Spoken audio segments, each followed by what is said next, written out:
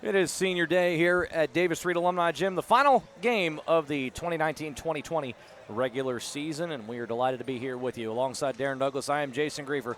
Georgetown College against Life University. Georgetown has wrapped up the Mid-South Conference regular season title, did that by way of an 82-74 win at Cumberland on Thursday night, and today they'll take on a Life team who they may see again 1 week from today in the Mid-South Conference tournament. Life in the bottom of the league at 11-17 and 2-13 in league play. Life will be in the play-in game this coming Tuesday when they travel to Cumberland University. So either way, Georgetown's going to see a familiar opponent next Saturday. The winner of Cumberland and Life will take on Georgetown next Saturday to open Mid-South Conference tournament play.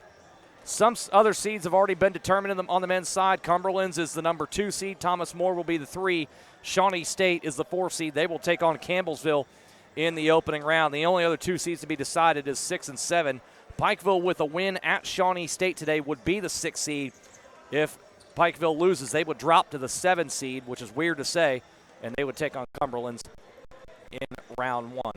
But we've got senior day here and 6 seniors here playing for the final time at Davis Street Alumni Gym. One lineup note for Georgetown today, no Jake Omer.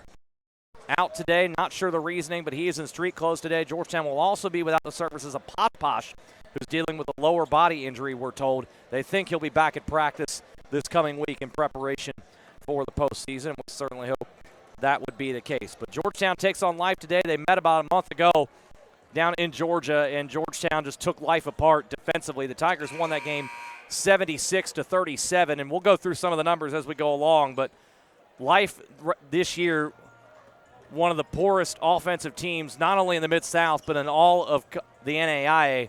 And again, as things go along, as we get closer to tip, we'll delve more into that. But as senior day is about to get underway and the 6 guys about to be on, and 3 of them part of what I refer to as the greatest recruiting class in Georgetown College history. I know DeAndre McWhorter has a bone to pick with that one, and he and Eljay. He's awful big for you to be picking a bone. Well, with. he and Eljay Cowherd and Jacob Conway have had a nice little exchange on social media over the last few days about that, and I clarified it as recruiting class because the 3 guys we're referring to today, Chris Coffey, Eljay Cowherd, and Jacob Conway, they've been here since high school. Whereas DeAndre McWhorter, yes, he had outstanding help in getting to the title game in 2016 from Noah Cottrell, Tony Kimbrough Jr. Those 2 guys, though, transferred in, did not come here straight from high school. That's how I clarified as the greatest recruiting class. Now, which team is better, the 2016 team or this team? Chris Briggs told me earlier today. Can we wait till April to talk about that? As coach speak, as you would imagine. Well, first off, that's a smart coach speak. Cause yes. You got 3 guys with that 2015-16 team that are pretty pit bullish-like. Yes, they are.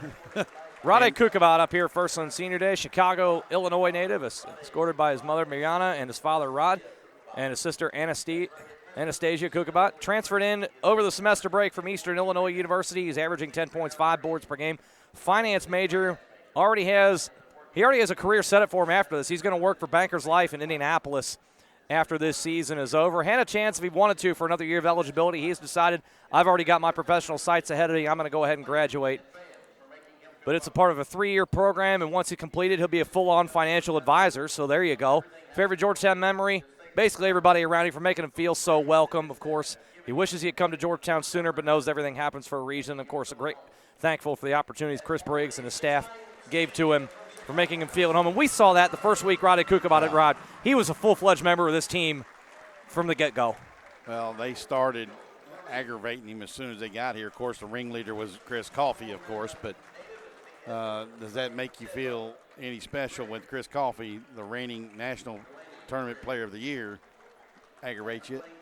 Maybe, maybe not. He does it to everybody. There you go. Nico Clarith on the floor right now. Baltimore, Maryland native, transferred in here from Siena, averaging 18 points, 5 boards per game. Psychology major, minors in communication and media studies, and he has aspirations of playing pro basketball after graduating from Georgetown College. He will certainly play professional basketball for sure. Now, how does Thomas get in that picture? Thomas gets in every picture. But how do you horn your way in there? He's gone through like 12 of these senior day things. You ought to know that by now. Well, no, he hadn't been in every picture. That's true. Hugo He's Boomba, tried. a native of the Congo, transferred in this year from Southern Indiana Company. All right, Jack Kellerman and one of Chris Briggs' daughter is going to do the escorting here. Actually, both of them are doing some escorting of the guys out on the floor. Transferred in here this year, 4.3 boards per game, business major, minoring in art, and after graduating from Georgetown, going to continue his education. And he gets the whole line there, comes over there and takes he gets everybody, and that's good to see. You know, a native of the Congo, it's obviously very difficult to get family here, but nevertheless, big day for him as well. Here is part of what I'm calling the greatest recruiting class of all time. Chris Coffey, escorted by his grandmother, Annetta Brown, mother, Stephanie, sisters, Sabrina and Brianna, niece, Aaliyah, Uncle William, Aunt Kimberly. I think everybody else in the city of Louisville is here, too. Now? Yeah, thank you. 4-year letterman, 3 national tournaments, 2 national final appearances. We're hopefully not done with that. And, of course, won the title last year where he was tournament MVP. He's going to graduate more than 1,500 points and 1,200 rebounds. He's only the second Tiger ever to do that, along with Dwayne Bruce, who he can pass on the scoring list today. He's top 5 in the all-time in rebounds and blocks, and he'll finish his career in the top 20 in scoring. NAI All-American, 2-time All-Conference honoree. He's on the Bevo franchise watch list. He's a communication and media studies major, minoring in art. He's going to play pro ball. And he wants to open a coffee shop called Coffey's Coffee. Go figure. Favorite memory is signing with Georgetown and coming to play here. For all the fun we've had here, Darren, with Chris Coffey, one of the greatest to ever put on a Tiger uniform. Well, all those accolades he had and things like that, but here's the one thing that he will never be a guard. We can't let it go even on senior day. I told him I was going to do it to him, and he said, you wouldn't dare. Watch me. Jacob Conway, Hustonville, Kentucky native, escorted by Robert, Paula, Amanda, and Isaiah Conway. 4-year letterman, 3 national tournaments, 2 national final appearances, hopefully one more coming. He'll graduate as only one of 55 ever to go over 1,000 points in his career. He'll finish in the top 40 all-time in scoring. Exercise science major, minor in communication and media studies. He also wants to play pro basketball and get a business-related job. That's smart right there. Favorite memory? Why not? Winning a national championship a year ago. A guy in Jacob Conway who up until this year kind of been of a role player and had to step up and supplant the graduating Troy Stewart, and he's done that and then some this year. Well, he did, and here's the thing. Everybody says, well, only the 55th player. Folks, we have talked about the historic Georgetown's been around since 1902. Program. Basketball program since 1902. Yeah, but I'm talking about the historic consequence. We'll talk about that and we'll finish this. And here you go. For my money, the greatest point guard in Georgetown college history, Eljay Cowherd, the native of Bardstown, Kentucky, escorted by his mother, Leslie Allen, his father, James Cowherd. 4-year letterman, wants another national title ring, and named the all-tournament team a year ago, nearly set the tournament record for assists. He now is the all-time assist leader in men's basketball in Georgetown college history. He has a chance to catch Courtney Tyra for the men's and women's record here for assists. He's also a member of the 1,000-point club. Will finish in the top 10 in steals, top 30 in scoring. He was Defensive Player of the Year in the league a year ago. He might win it again. All-Conference, NAIA All-American. He eventually, once he graduates here, he's heading overseas to play pro ball for as long as he can. Of course, his favorite memory, winning the title last year. He may be able to supplant that this year with another ring. Still a long way to go there. But as I said, Darren, for my money, the greatest point guard in Georgetown college history right there. Well, at least in my memory. I didn't see some of the guys that played back in the 70s and the 60s and things, but there have been some pretty good point guards here. George Baker for 3 years. They had Roger Nail,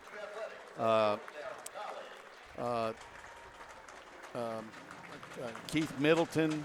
I was trying to think of his name there for a minute. I mean, you got some guys who played the point that were pretty solid guys. So for him to have the all-time career assist leading for the men, it's saying something. And then the fact that you turn around and you have a shot at the school record in general, it says something for, number one, him being able to deliver. But, any good point guard who holds an assist record, they will tell you they're only as good as the people around them who can finish off a good pass to set up a field goal. So you have to have a lot of good guys around you. You think about it with the trio of Conway, Coffey, and Cowherd. You go back to that 16 team. Eljay Cowherd, Jacob Conway, redshirt, don't play. Chris Coffey does. Nice contributor to that team. And you go forward now, They're all in the top. They're all in the 1,000-point club. They're all going to finish probably inside the top 40 in scoring. You have Eljay Cowherd, who's already the all-time assist leader, going to finish in the top 10 in steals all time, maybe even close to the top 5. Chris Coffey, top 5 rebounds, top 5 blocks. That's why I've said those three compile the greatest recruiting class in Georgetown college history. And I even got Chris Briggs to agree with me on that one to an extent. And that's why I've termed it as such, the greatest recruiting class. I don't know that they're the greatest. This is the greatest team in Georgetown college history. If they finish the deal, then they can stake that claim. But these three guys right here that you see getting the pictures there with Georgetown photographer Richard Davis, they're it. Yeah. The maturation and the development of these three, and that's something I don't think Chris Briggs gets enough credit for. You see all these guys, a lot of guys come in, the one-year guys who come in just for one final year ball before they head overseas. But to develop these three the way that he has is something that I don't think it's talked about enough with Chris Briggs. Well, and here's what I'll say about this. I'm going to let partner, you're on your own dealing with the Brahma Bull when he comes calling. DeAndre, I know you're home listening, and I give you at times a hard time on it's the air. It's apples and oranges comparing the two teams. Yeah, you tell him that. When he's DeAndre, it's apples and oranges comparing. No, when he's on the same continent with you. He can come up here next on the broadcast, and I can tell him. I know he's down in Australia right now. I know he watches us here on Stretch. And it's called my partner has a whole lot of backbone when this guy's 1,000 miles away. I would have this discussion with him right here. Would you tell me if he came flying over in our seat that we used to have down there at the end that's of different. If he comes flying over, I'm going to get out of the way of a 270-pound man. That's different than having a conversation. I would protect you there, partner. And guess what? You left me under the bus, but that's okay. DeAndre, I got you back. I will say but this. The thing is too is both that 16 team and this 20 team are two of the best in school history. Yeah. Now this team here has to close the deal and try and win the title, something the 16 team could not do. Well, I'll agree, but I will tell you this: with that team with DeAndre and Noah and TK, that team really took it from the get-go. They were actually the number 1 ranked team from the preseason all the way to the national championship game, and basically had it stolen from them right out underneath their nose at the end of overtime. This team started that same way, preseason number 1, carried that banner all the way through to last Saturday when they let Campbellsville come in here and upset them on their home floor. Now, the loss to Thomas More at home was not near as bad as that loss to Campbellsville. Now, do I still think Georgetown is the number 1 seed? Yes. Absolutely. Do I think they're the overall number 1 seed? I think that if MacU, who's now the number 1 team in the country, gets upset. MacU right now the only team in the NAIA with 1 loss. Georgetown now has 2. Now, granted, both of Georgetown's losses are by 2 points, so you're really splitting hairs there. But, a chance today to close out things against a Life team who, as we've said, they've got off to a hot start this year. They were 9-0 to start the year. They were inside the top 20 in the rankings, and seemingly the bottom fell out. They've lost 17 of 19 since. They're in the basement of the league, and the big reason why, the inability to put the ball in the net. You look at some of these numbers, they average just 65 points per game. That's 5 points fewer than anybody else in this league and ranks 4th worst in America. And they were held to their lowest point total of the year. Correct. In the first game against Georgetown on their home floor. When would you think would be the last time that Life University's men's basketball team scored in the 30s? It's been probably back in the 30s. Been a long time there, but you look even more than that. We're talking about points per game. Life last in the conference. They're also last in the conference in field goal shooting, 3-point shooting, rebound margin, offensive rebounds, assist-to-turnover ratio. They average fewer than 9 assists per game. That is dead last in the NAIA altogether, let alone the Mid-South Conference. So the challenge then becomes, I would think, for Georgetown, how do you come out in this one knowing that fact that Life can struggle in this one? Do you come out and attack them and try and bury them early and build up a lead so much that they can't overcome it? Yes. Or do we see Georgetown come out, kind of go through the motions as we've seen it in the past, and let a team come in here and get hot like we've seen twice already this year? Well, here's what that loss last Saturday to Campbellsville, I think, does for Chris Briggs' ball club. One, yes, it knocked you out of the overall number 1 seed possibly, even if you lose in the conference tournament, okay? That's 1. 2, it gives Coach Briggs and his staff now a chance to refocus the ball club. 3, it makes these seniors want to go out and do what they had set out to do at the beginning of the year, and that is win another national championship. So they are going to be more receptive now to Georgetown, to Coach Briggs and his staff, and what they're trying to get them to do to get them to that national championship game again for the 4th time in, 7 years? Would be, yes. Going back to 2013, yes. Fourth title game in the last 7 years. You're right. That all straightens that out, but here's what you got to do now. We can say this is what this does, and this does, and this is what it does with Coach Briggs, da-da-da.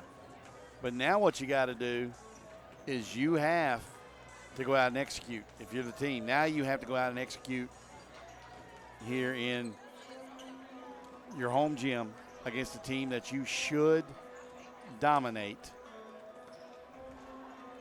And that's the I guess the danger point, I would say, to be a bit of a contrarian, that a team that you've already dominated once, you know what their record is, you already have locked up the Mid-South Conference regular season title, so you're really playing for your national seed here. Right. Is there a concern on the staff that this team comes out flat to start this game? In looking back at the history of these ball clubs, possibly. But the difference, now I will say this, I will tell you that the difference between the 2015-16 team and this team right now is when they took that second loss in that year, and I believe it was at Shawnee, I believe it was the second loss that team had with DeAndre and all them.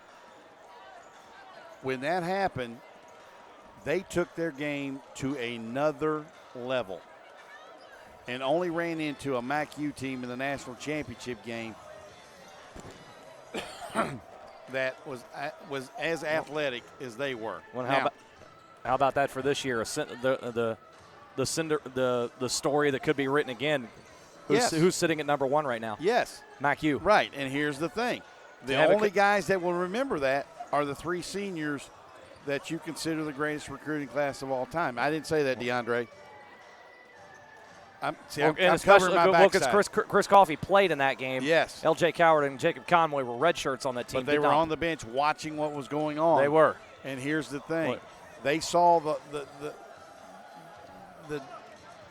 the heartbreak that hit those 3 seniors that had given actually 4 technically, because for the most part, Trent Gilbert was done with the career with his back injury and stuff. But Tony Kimbrough, DeAndre McGuire, and those 3 went out with DeAndre, I think, had 32. I think Noah Cottrell had 30. And TK, I think, had 26 in that game. They all went out swinging and went down that way. So they saw the heartbreak here.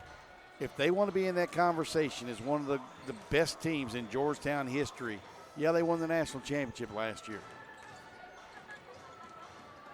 Or they want to be, they want to make the boast that, hey, we are the best Georgetown team of all time because we have 2 national championships as a senior crew.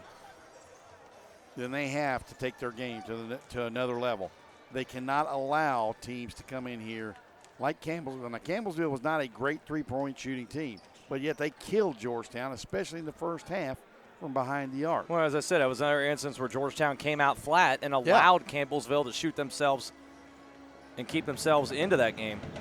Well, and here's the thing. If Georgetown if these 3 seniors that, Coffey, Conway, and Cowherd want to declare themselves the greatest recruiting class of all time, they have to take their game to another level. They've all 3 played at high levels, but they have to take their game to an even bigger level now to finalize, because then they can make that boast. Hey, we've got 2 national championships.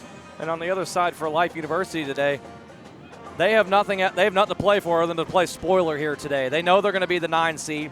They know the only way they're going to Kansas City, they've got to go win the Mid-South Conference tournament.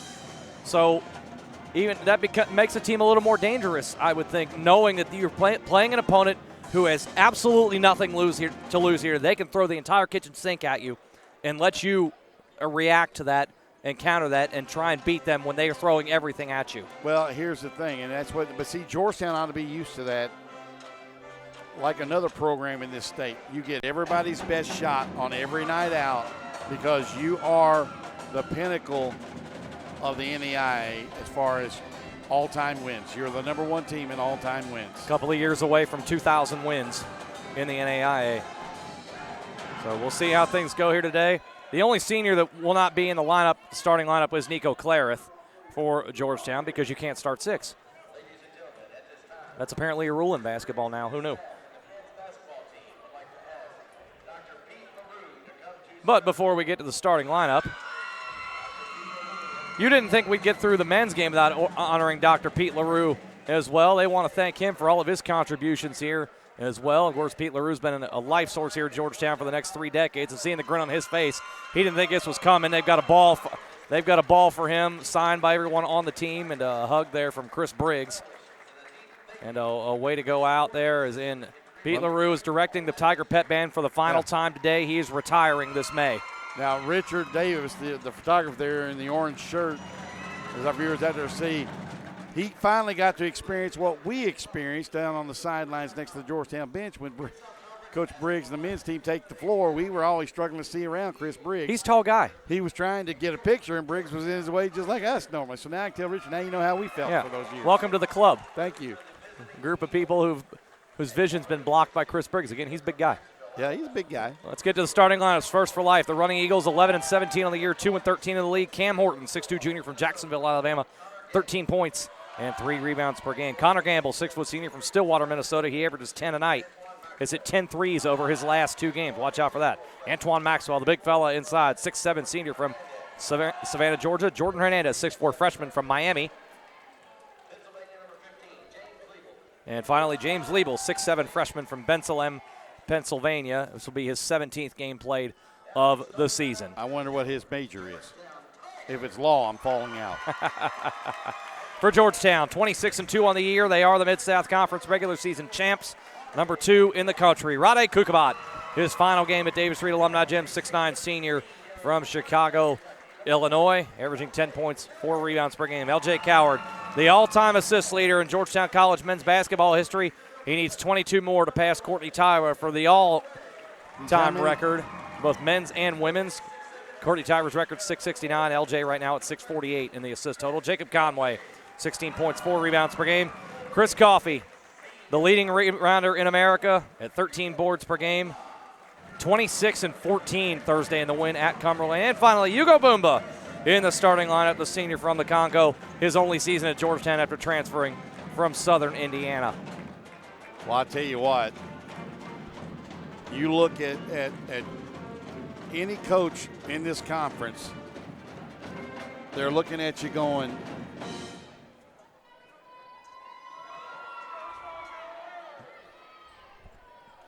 Senior day about to get started there. Technical glitch there. Appreciate you sticking with us there. Yeah.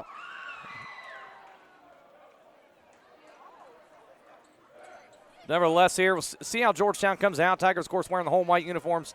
Life wearing the highlighter. They've got a highlighter yellow in their uniforms. The women had the highlighter green. Yeah, they're more of a hunter green. Yeah, they're more of a hunter green, billiard green. If you look at that, it's almost a whole lot like. Turn the lights out. They can still light up the arena with the jerseys. I still don't care. They're not as bad as Oregon or Baylor's uniforms. Those things are hideous.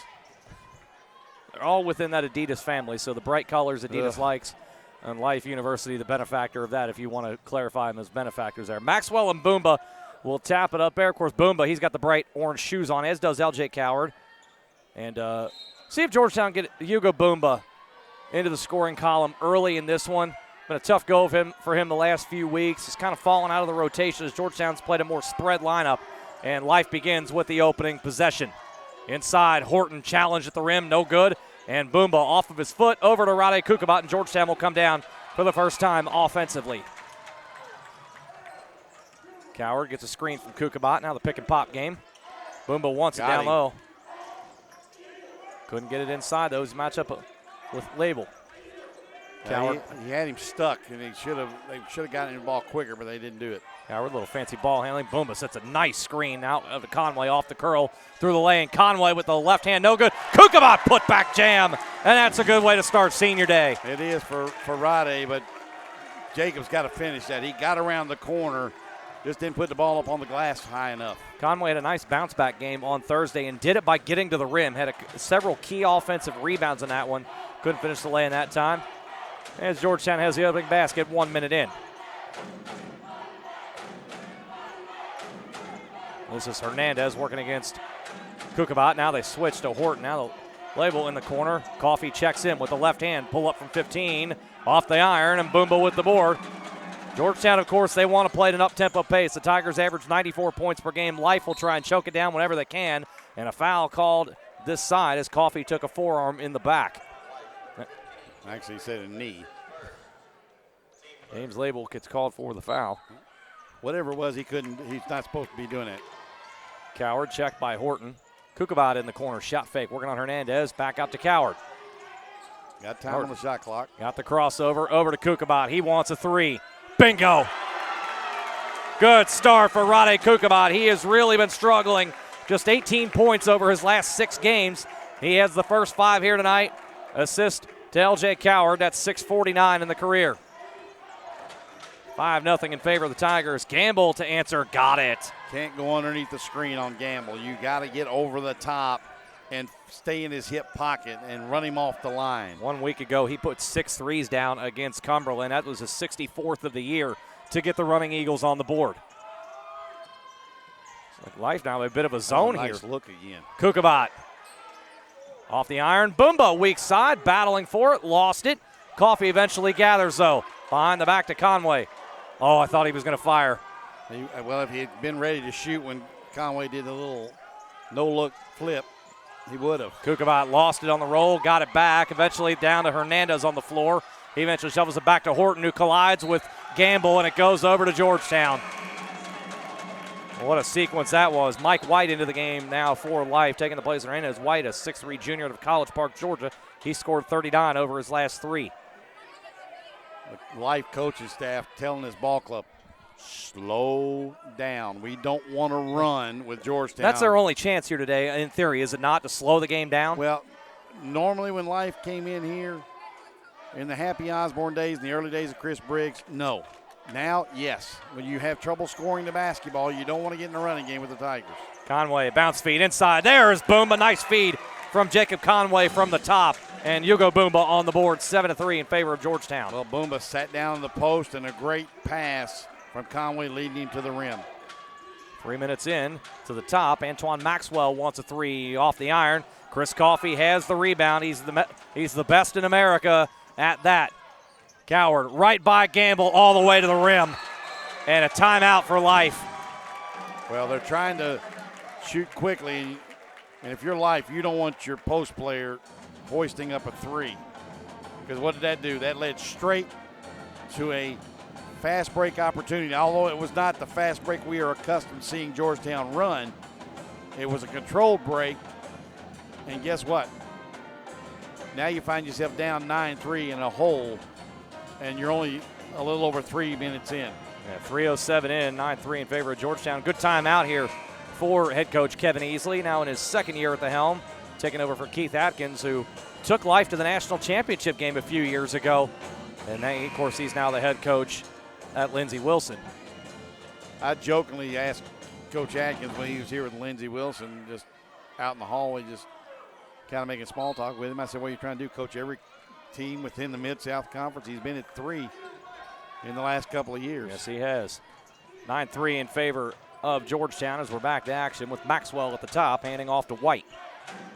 Got Gamble. Conway now on Gamble. Now Maxwell. Maybe a better matchup here for Life. Maxwell's going to take a fall-away jumper. I'm surprised he didn't try to back his way down there. White inside. And they'll say he played it off the knee of Boomba. And I think it said Boomba might have had a foot on the end line when the play was made. They're saying that, but here's the thing. I thought it hit the Life player out of bounds, but whatever the official told Chris Briggs, Briggs said okay to it. Of course, remember a week ago in that 2-point loss to Campbellsville, Chris Briggs got teed up. It was darn near run because he call. really lost it. He nearly got ejected in that game. Those 2 points at the technical free throws wound up being the difference. Conway checking Gamble at the top. Around the screen, now rolling baseline. Leibel looked like he wanted to dunk it. At the last second, he was challenged by Coffey and tried to guide it in off the glass. Conway contested three, not a good shot at all. Not in that point. Maxwell had the rebound, now to Gamble. Antoine Maxwell, 4th in the Mid-South Conference with 8 double-doubles. His first rebound tonight. Here he is against Boomba. Two similar bodies here. Going to be harder for him to back down Boomba than Kukabat there. Gets space, though, hits the turnaround jumper. Well, Boomba's got to stand his ground a little bit more solidly. That way when Maxwell lowers his shoulder to make it an easier call for the guy in the stripes. Life stays in the zone. Georgetown's just been kind of hot and cold from three-point range over the last couple of weeks. It's not a bad idea. Conway, touch pass, Coffey dunk. Well, that was a lucky break for Georgetown. Conway lost it and then didn't even try to grab it, just tipped it to Coffey for the jam. Coffey loves that short corner, runs that baseline, and has his first points of the day. 11-5 in favor of Georgetown. Gamble, wow. Tell you what. He's the one guy. Well, you can't let him get his feet set and walk into it. And Jacob, I think he's got a bigger build. He's 6'5". Gamble goes, what, 6'2"? Yes. Be physical with him. Get up in his grill. Gamble did not score in the first game between these two, was 0 for 4 from the field. He's hit 2 threes early to keep life within reach. 5 minutes in. Cowherd lost on the drive and eventually found its way to White. That was a hard pass for Coffey to deal with. That was a howitzer thrown from about 6 feet away. Sometimes zone defense also give Georgetown trouble, especially kind of takes Eljay Cowherd off his rhythm a little bit as he likes to be able to drive and penetrate. Harder to do that against that zone. Well, that's where ball movement's better. Horton at the top. He'll take a three to tie it. Off the mark, Kukabat. Fouled from behind by White. White's first, team second. Yeah, that's a cheap foul from White. You don't need to do that if you're White. You're one player that they need to produce for them. And a foul like that where you had no shot at getting that rebound. A little confusion as far as who was supposed to sub out. And finally, Maxwell takes a seat. Life nearly began play. There was 6 on the floor. Yeah, and they go smaller. Checking in is Alex Bean. 6'8", but just a freshman, and not much size there. Kukabat on the backdoor lob. Cowherd on the assist. That's 650 in the career for Eljay Cowherd. 13-8 in favor of the Tigers. Gamble with the left hand. Pass over to Leibel. Back out to Hernandez. From 17, not there. Chris Coffey says, get out of the way, Jacob. I'm the rebounder on this team. And then has something to say to his teammates to run back down the floor. Of course, that's exactly what he said. It's my rebound. Cowherd forced it inside and is fouled trying to grab it back down by Bean. And that's just Eljay knew he took a bad shot there. Went back to get his offensive rebound and just outworked Bean to get inside position.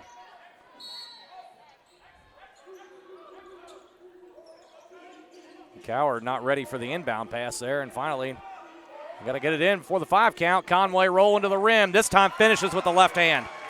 Another assist to Cowherd. That's 3. 15-8 in favor of the Tigers. Gamble goes back to Leibel. Extra pass over to Hernandez, who gets a look and knocks it down. Jordan Hernandez, his 45th. Well, we gambled out at the head of that offensive set, and that threw everything off as far as rotation was concerned for Georgetown. Cowherd to answer 3, not even close. Boomba inside, gets the rebound though. Conway. Give it to him. Instead, Coffey set the screen. Conway. No, do not agree with that. Coffey is fouled by Bean going for the putback attempt off of another questionable shot from Jacob Conway, and Alex Bean has just picked up his second foul. And Chris. And he went down hard there on that left hip. Actually, he came right down on his both backside parts of his anatomy. Looks like holding that left wrist too. But if you want to foul a guy for your life, this is the one to do it. Gary Durbin, one of the officials, coming in and checking on Chris's well-being. And Chris Coffey, over his last 9 games, is just 6 for 21 from the foul line. Ugh. His free throw percentage now under 50%. And that's something going out to the national tournament. Teams are going to see that. Teams that don't know it have to change. And if this does not improve, this could be a problem for Georgetown and Kansas City. The Tigers shoot just 65% as a team. But he shot much better over the course of those 5 games a year ago. Now 6 for 22. And we're getting Nico in his last Clareth 9+. He's going to come in for Coffey, it looks like. Clareth wear the long sleeves today. Cold outside, but where he's from, he should be used to the cold air. Coffey misses both. Kukabat tapped it out, but right to Horton, who's going to take it and run. No numbers for Horton. He'll stop and pop from 10 and got it. Well, right now, 7 minutes in, almost 7 minutes in, you're letting life hang around.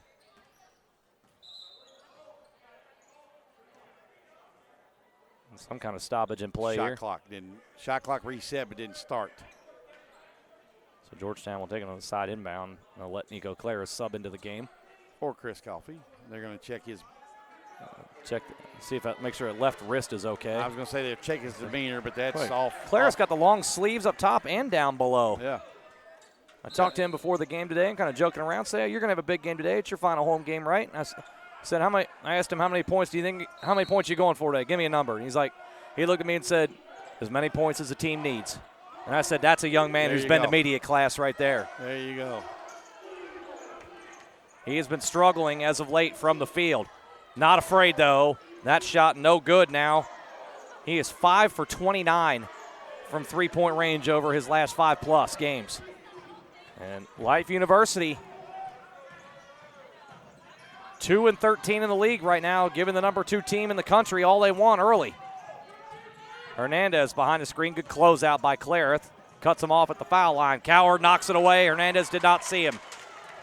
Cowherd through the lane and a foul called. I think they're going to get Horton with it. Yep. And instead, they're going to get Gamble. I think they're going to call it on the floor, too. Are they going to? Nope, they're going to call it on the shooting. Gamble's first, team's 5th.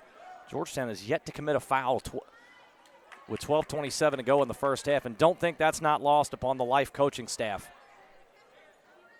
I'm going to talk to one of the assistant coaches, which is unusual. I think they're trying to say it was on the floor, if anything, not in the act of shooting. See if it stands. He said number 1, they're trying to get together.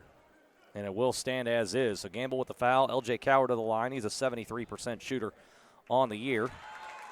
But he struggled at the foul line against Campbellsville. He did. As did all the Tigers, because I can't remember what they shot from the foul line. It was not good. It was forgettable. Well, Kyron Jones in. Hugo Boomba. Good early minutes for Hugo Boomba. A couple of points, 3 rebounds, and now another stoppage. They're trying to get the assistant coach is still arguing for life about who the foul was called on. There were 3 guys over there. The official here on the near side is the one that made the call, and he insisted it's number 1. And it looks like that's what they're going to stay as with the call on Gamble. I thought it was on Horton initially. Well, they both were in the area. And Cowherd hits the free throw. Point number 4 for LJ. 4-point lead for Georgetown. 12:25 remaining in the first half. Now you got LJ on Gamble. And these two teams could see each other again a week from today in the Mid-South Conference Tournament. Nice cut, nice pass, nice rejection from Nico Clareth. He got beat, so he had to make it up. Kukabat with the hot start, now to Conway. Cowherd Jones is, by the way, too. Yes. Took the place of Boomba. Clareth working on Hernandez through the lane. Jump stop, couldn't get it to go. Conway inside, look what I found, and that's what he did Thursday in the win at Cumberland that made the difference late. Those type of offensive putbacks. Well, I like Nico's aggressiveness. He just couldn't finish it. That thing popped out of there. I thought it was on the way through the net. It just all of a sudden decided they wanted to take a U-turn and come back out the other side. 19-13 in favor of Georgetown already with 6 offensive rebounds. Gamble around the screen now gives it back to Maxwell. He'll try a 3. And it's off the mark. Kukabat, good rebound inside. Foul on him. And they're going to make him with the discard with the left hand. That is first foul of the game on Georgetown, charged to Rade Kukabat. Jaquay Wales will check in for Georgetown on the other side of the timeout. 11:27 to go in the first half. Good action back and forth thus far. Tigers leading Life 19-13 on stretch.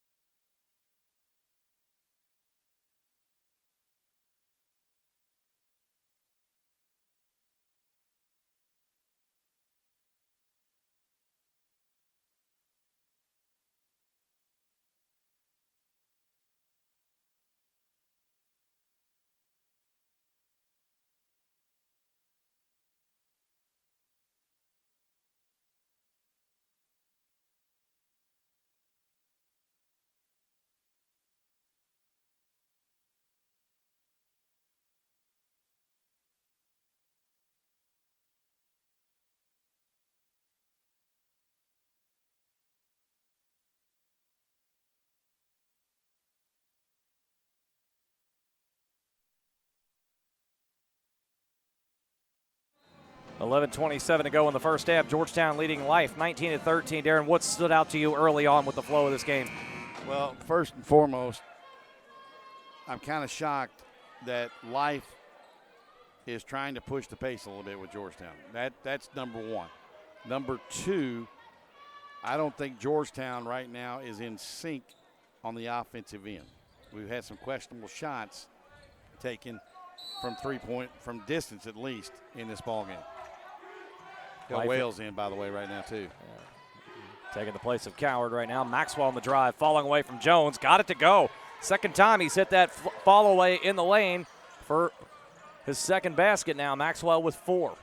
Well, Kyron that time gave up the lane. You cannot give up the lane.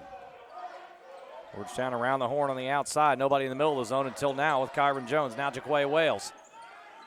The zone defense has given Georgetown fits at times, and I would imagine the rest of the year they're going to see it against their future opponents. It gives them trouble just like this. Clara, step back, long 2, no good. Jones, though, with the offensive rebound. The 7th offensive rebound already for Georgetown. A rebounding margin a problem for Life. They're the worst in the Mid-South Conference at that at -3.5 a game.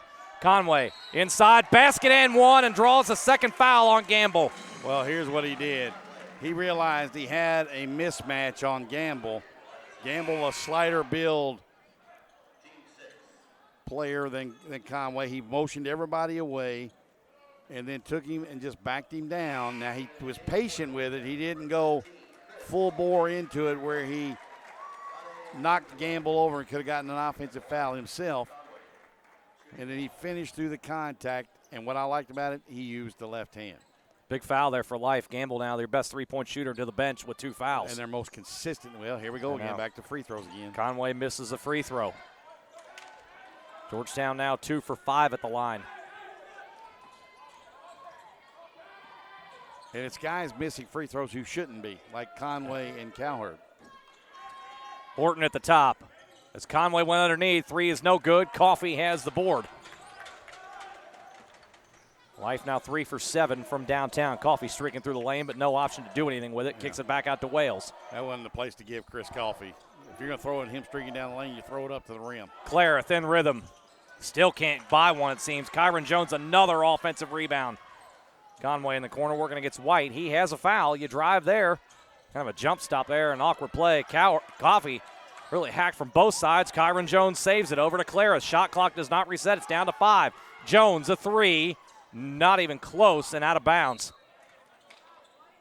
Well, here's 2 things. When you get out of sync offensively, when your senior leaders off on the floor with Coffey with Cowherd on the bench,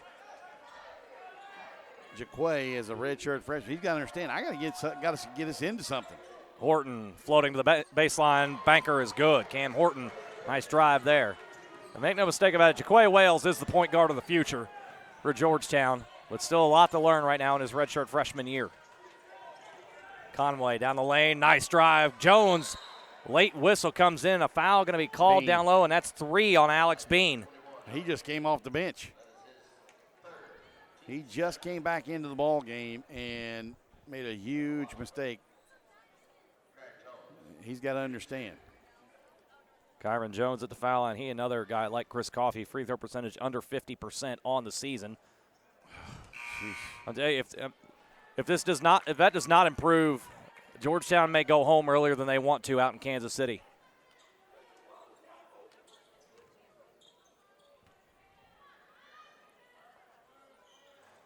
That one gets the bounce. First point of the day for Kyron Jones. 22-17 Georgetown. Well, he's got a little hitch at the top of both his jump shot and his free throw. That's got to be ironed out. Just over 9 minutes remaining in the first half. Oh, wow. Horton missed Hernandez streaking to the rim. Yeah, and Leibel got by with, I think it looked like a hook with a leg out there on Clarith as he was trailing the offensive player off the screen. Conway, after grabbing the rebound, going behind the back, going to try and spin in the lane and lay it in. I don't know if anybody in this gym thought he had that in his repertoire. I didn't. But he used the right hand, too, instead of the left hand. It almost didn't go in. Horton at the elbow now. A little tricky time here. Now the ball thrown away, and that's going to be an over and back over to Georgetown. That's a good hustle by White because Clareth was streaking and was going to take it the other way. Yep. Third turnover for the running Eagles. Now we're going to have both point guards in together at the same time. And Conway will go out instead of Wales. Cowherd had 3 early assists, now returns. Out to Wales. Extra pass, Clareth. There you go. 10-point Tiger lead. Clareth caught that one in rhythm with space and knocked it down. 49th three of the year for the Baltimore senior. Horton on the drive, kicks it out to Maxwell, now over to White. Contested three, banked it home. That was unintentional. That thing was right off his hand as soon as it went and hit the window, and down it goes. And he is just a 25% three-point shooter on the year. Coffey had it poked away by Horton. Otherwise, it was going to be a throwdown. 4th turnover for the Tigers. This has not been a first half of beauty for Georgetown right now either. Boy, Jones got to get over top Maxwell, who was demanding the ball on the block. And Jones gets called for because he could not get over the top with it. Boy, he and Maxwell just beating and banging down low. Well, here's the thing on that foul there with Kyron. You got Maxwell off the block. Don't reach. Let him catch the ball and play good position you defense. won. You won him off the block. Yeah, you won that battle. Yep. Maxwell v. Jones again. Now Hernandez out to Leibel. Gets a screen, nearly lost it and got it back. Now Maxwell on Coffey. He'll take the jumper and knock it down. With a hand in his face. That's all right. You'll take that. 27-22, so 5 straight now for Life, and now a bad pass from Cowherd, and White the other way will throw it down. A lazy pass from Eljay Cowherd, and Life is right back in the game with a 7-0 run. Well, here's the thing. You cannot be lazy. Not at this level. Yeah, Life may be 3-12 in the conference, but guess what? They play this game just like you do. Nope. Clareth, not even close, and Horton has the board, and right now Life has momentum.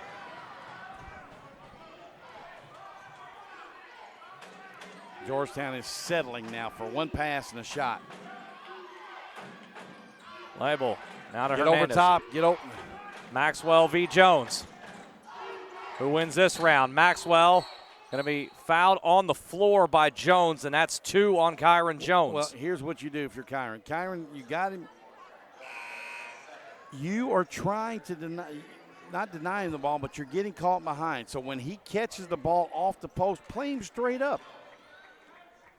Let him shoot the follow-away. If he hits the follow-away, that's a low percentage. If he's taking the follow-away jump shot, that is a low percentage shot. He checks out. Rade Kukabat checks in. Speaking of Kyron Jones. Hernandez, 3 for the tie. No. Chris Coffey with it. Life on a 7-0 run after Georgetown briefly had a 10-point lead. Cowherd through the lane. Got it to go. Nice drive from Eljay Cowherd. Took Horton all the way to the 10. Cowherd now with 6. Horton going to try and answer with the blow-by, but missed the lay-in. Well, he left Cowherd nailed to the floor. Conway on the baseline. Euro step through, lays it in. Conway now with 10.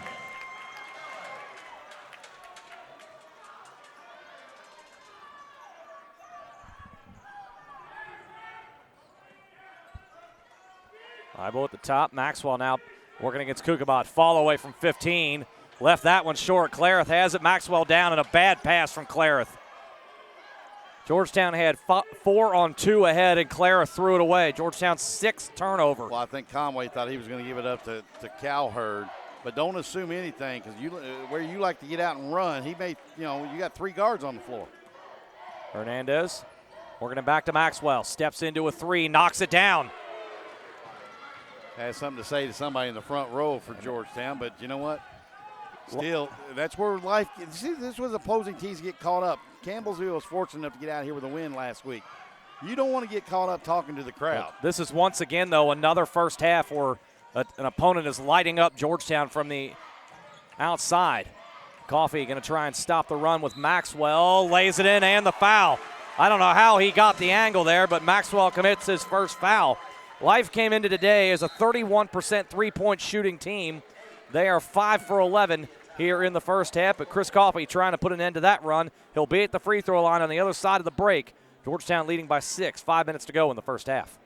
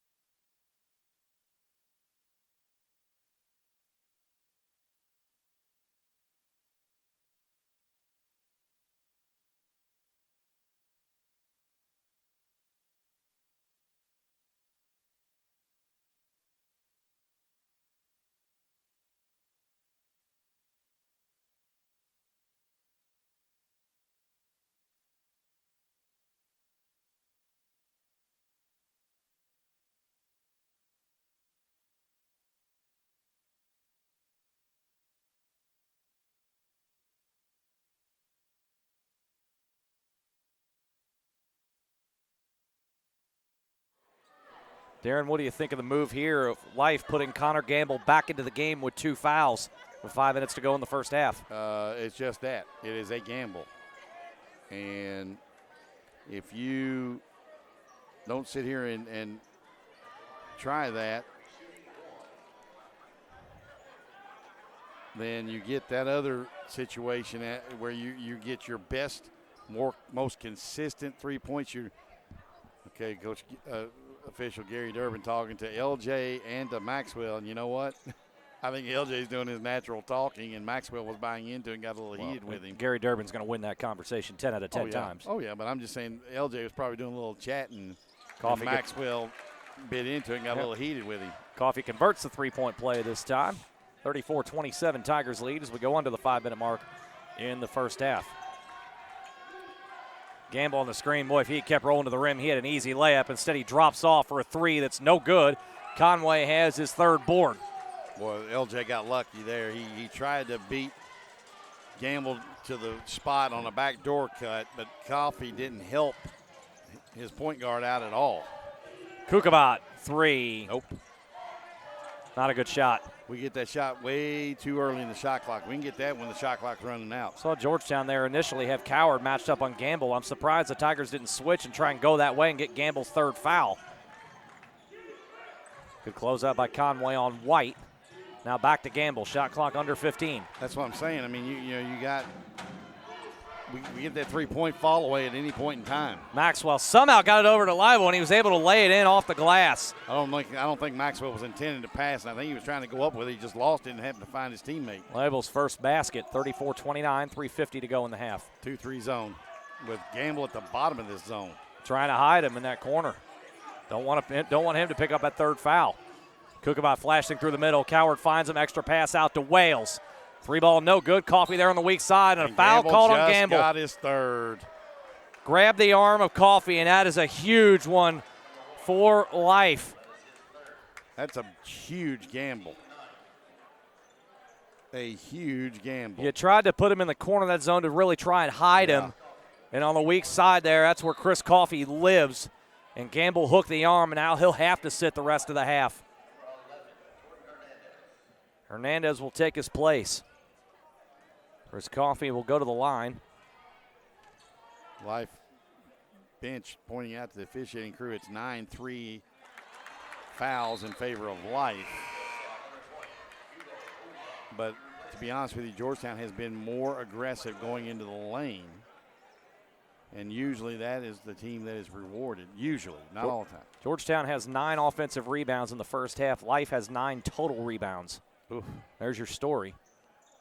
Coffey goes 2 for 2. Notice he took a step back off the line that time. Even further than he was before. And knocked them both down. Yeah. Georgetown struggling from the outside, but they are 12 of 15 inside three-point range in this first half. Big reason why they lead by 7 with 3:25 to go. White, quick three, no. Coffey has his 7th board. That wasn't even close. Cowherd. Nice pass to Conway. Tried to catch it with one hand and dribbled it all the end line over to Life. That was a tough pass from Eljay to Jacob. And catching one down in that area, you got to two-hand it. Conway was trying to grab that with one hand and kind of guide it to the basket all in one motion. 3 minutes to go in the half. Life continues to hang around. Boomba drove Maxwell off the block. What does Maxwell do to counter? And Hugo Boomba forces a travel. Can't defend it any better than that. And that's a good teaching point, I think, right there for Kyron Jones, too, to learn from the senior Hugo Boomba. If he wants to step out, just go right with him. As you said, play him straight.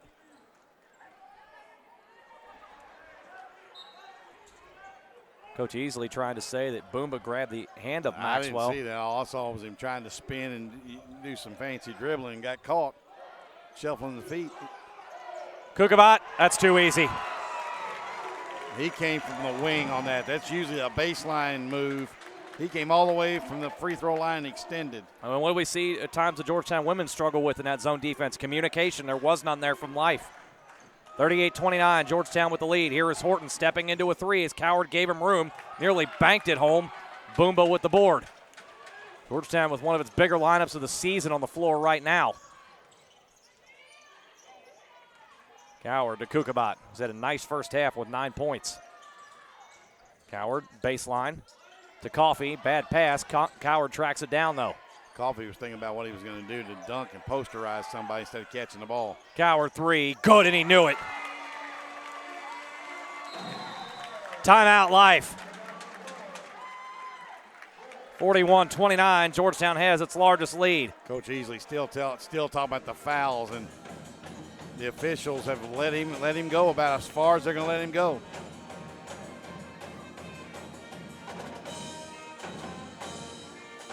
See right now, he's still hot. Still talking. And again, I don't know. I mean, I know it's 9-3 in fouls, but your team is down here jacking up threes off a dribble coming into the half court.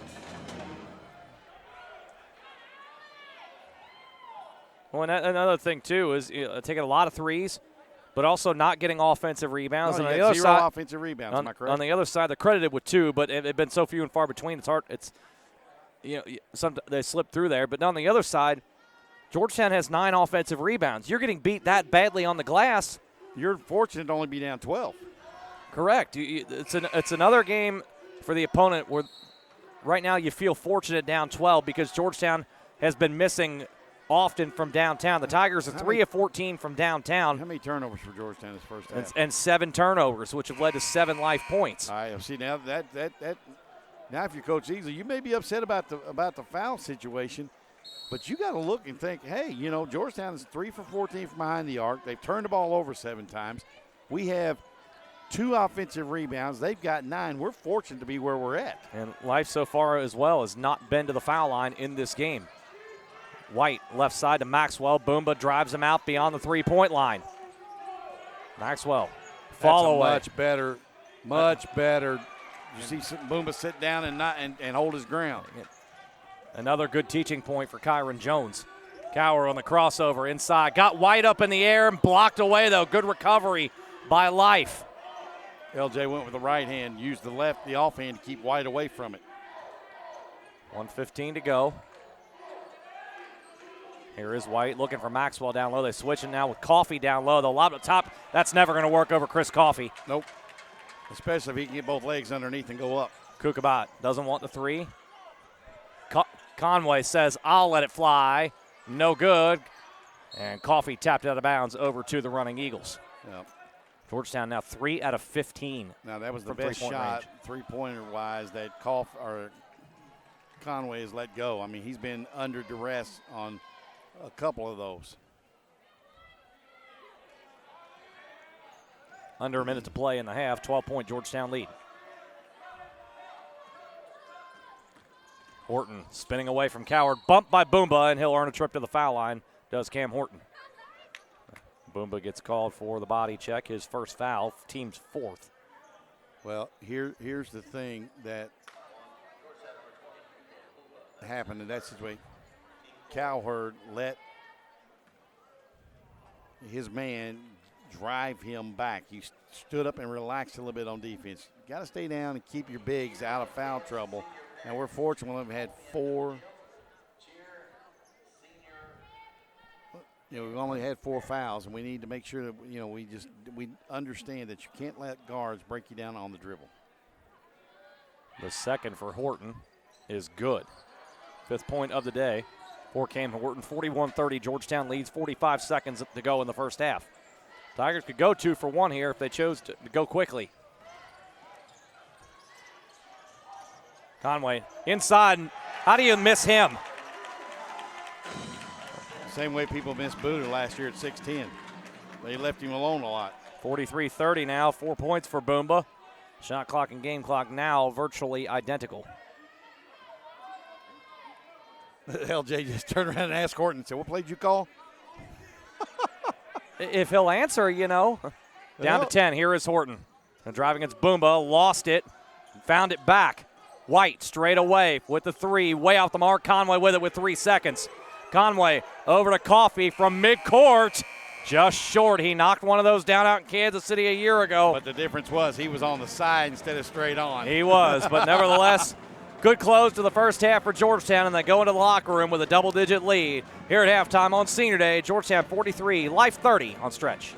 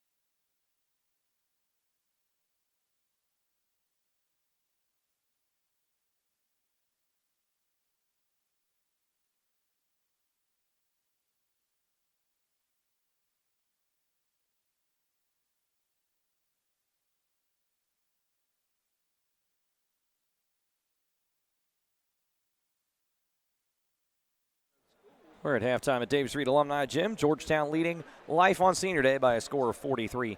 A couple of updates from around Mid-South Conference action. Pikeville, at last check, leading on the road at Shawnee State, 36-33 at the half there. If Pikeville wins, they would be the number 6 seed and play Thomas More in the first round of the Mid-South Conference tournament. Shawnee's already locked into the 4 seed. They'll take on Campbellsville.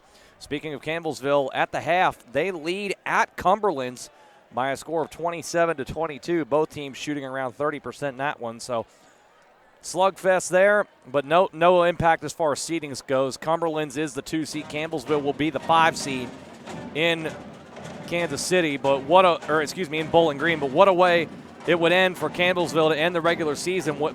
2 wins on the road at Georgetown and at Cumberland's. That would do wonders for their Kansas City resume for a team that has to put these wins together if they want any shot. Now, you said they both were shooting 30%. Is that combined? At 27-22, I mean, is that a 30% combined shooting pace from not just one team, 30%? You have to give it to Campbellsville. Let's put it this way, they are a dangerous team in the conference tournament coming up for the simple fact of their win here a week ago.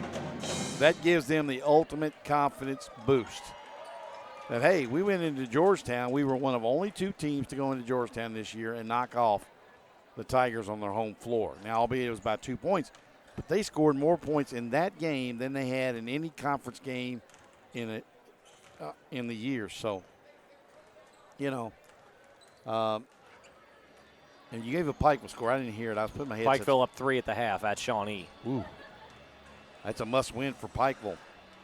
Now, you said you think Pikeville will punch their ticket to Kansas City if they win that game. They correct? can't. It's going to be tough because you win that game, you get to 21-9 and 7-9 in the league. So okay, you're only 2 games under 500, but then you go into the best conference in America in the first round. The thing is with UPike though, 21-9, yes, but not a lot of high-profile wins on the resume. This would be a good one for Pikeville to beat Shawnee State, but I think Pikeville may still have more work to be done. You think one win in the conference tournament might get that? Could be enough to get them in, yes. And speaking of UPike, it was announced a couple of weeks ago that Kelly Wells was stepping down at the end of this year. His longtime assistant, Ty Compton, has been named his successor. So that didn't take long. No, it did not. Kelly Wells did not take long in naming his replacement. It will be longtime assistant Ty Compton getting that job beginning next year. So I think for Pikeville, if you're able to win today, that definitely helps. Puts you right there. And then you get into the conference tournament where you would play Thomas More. You've got a shot right there. You beat Thomas More in that one. Then all of a sudden, you're locked solid. You're locked solid into the field in Kansas City, I would say. Well, I don't know about locked solid because I'd be holding my breath till they get the They're still going to be a low seed. Make no mistake about that. Unveiling of the tournament bracket, but they've had a lot of injuries and things like that. But I still would tell you the only thing I think in this conference tournament that's going to be set is I think UPike has to at least win 1, maybe 2 games to improve their chances of getting in the conference or into the national tournament. I don't know. I think 1 win gives them a shot. 2 wins in the conference tournament plus this win today, if they can hold on in Portsmouth, I think locks it up for them. I think they have to get 2 wins in the conference tournament. And the other interesting one, that 4-5 matchup that'll be between Shawnee State and Campbellsville. If Campbellsville goes on and pulls the upset today and Shawnee State loses, that first-round matchup between Shawnee State and Campbellsville could very well be a play-in or play-out game as far as Kansas City goes. Because Shawnee State has been trending the wrong direction the last few weeks. And obviously, Campbellsville with the win at Georgetown. If they were to win today, they would have a win at Cumberland's. That's a good look and good notches to have late in the season on your resume. And then if you beat Shawnee State in the first round of the conference tournament, there you've got have 3 wins over teams that have more than 20 wins on the season. So that could be good there. But nevertheless, that all comes next week down in Bowling Green. We're only broadcasters. We can't foresee anything. We just tell you what's we try, but tell you what's in front here. Georgetown here at Davis Reed Alumni Gym today, leading Life 43-30. Rebounds have been a big difference for Georgetown so far, out-rebounding Life 26-11. Second chance points 10-0 in favor of the Tigers. And Georgetown, when they've decided to get inside, Life has had no answer for the Georgetown offense. The Tigers 14 out of 18 on 2-point shots in the first half. It's been the amount of threes that Tigers have lifted in the first half and missed that's really allowed Life to hang around, despite the fact the Running Eagles are shooting just 38% in the first half, and really right on pace for their scoring average of about 65 a game. To add to your point there on the 2-point shots for Georgetown, how do you get those shots in the 2-point range? Player movement and ball movement. And we got stagnant at times where we had one pass and a shot, or we just moved the ball around in the perimeter. So to break that whole cycle up and get you more 2-point shots, you got to have good player movement and good ball movement. Jacob Conway leading everybody in the game in scoring. He's the only man, in fact, with 10 in the ball game. Antoine Maxwell leading Life with 9. Chris Coffey, 7 points, 7 rebounds. Eljay Cowherd, 9 points, 4 assists. Good first half for Roddy Kukabat, 9 points and 7 rebounds, filling in nicely for Jake Omer, who was not in uniform today for the Tigers, and maybe to that point with his absence affecting the outside shooting numbers for Georgetown. Yes and no. We've taken a bunch of shots that were contested, or a one pass and a shot, and that's not Georgetown will good offense, I don't think. Stick with its original starting lineup of Kukabat, Cowherd, Conway, Coffey, and Boomba to begin the second half. And Life has made one change. Mike White will start the second half in place of Connor Gamble, who has picked up 3 first-half fouls. Pass inside, deflected out, and it will stick with Georgetown.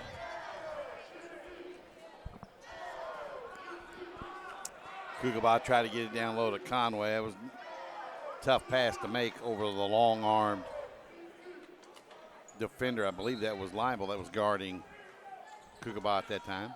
Coffey hands off to Cowherd behind the screen. He'll let it fly, and not even close. And Chris Briggs saying why. Cowherd, as of late, has liked them 3-point shots. He's taken a lot of them over the last few weeks and has not really been connecting at a high pace. He's now 1 for 3 tonight. Hernandez working hard off that screen, gets a second screen from Liable. Good pass out to White. Into the corner. Cowherd lost Horton, and he made him pay. I'm not sure where Cowherd was looking that time, but Cam Horton was all alone in the corner for a 3. He now has 8, 6th 3 of the ball game for Life. And back into the zone, which they played for much of the first half. Bad pass inside from Boomba looking for Conway. 8th Georgetown turnover. Telegraphed it. This is a Life team that does not force a lot of turnovers. Opponents turn over just 12 times a game. Maxwell over to White. Giving up size against Kukabat, and I think it played a factor on that jumper. White easily looking around saying why. White 6 inches smaller. Conway, good that time from the left side. First 3 of the day for Conway. He now has 13. Maxwell came out, but he didn't challenge with his hands up. He had his hands down, and Conway made him pay. 46-33 on Georgetown's 4th 3 of the afternoon. Good job, Roddy. Saved it into Coffey, and now to Cowherd. No numbers initially for Georgetown, and Cowherd just works it all the way through. Kukabat off to the left. Hernandez with it.